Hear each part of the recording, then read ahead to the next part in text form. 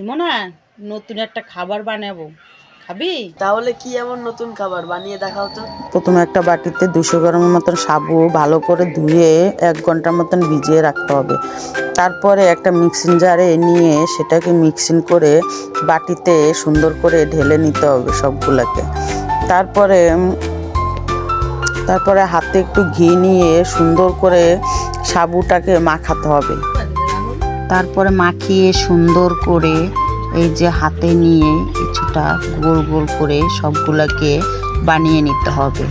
তারপরে একটা প্যানে দুধ গরম করে কিছুটা গুঁড়ো দুধ দিয়ে তার মধ্যে 2টা এলাচ ফাটিয়ে দিয়ে তার মধ্যে লবণ দিয়ে সুন্দর করে দুধটাকে ফুটিয়ে এইভাবে সবগুলাকে ছেড়ে দিতে হবে।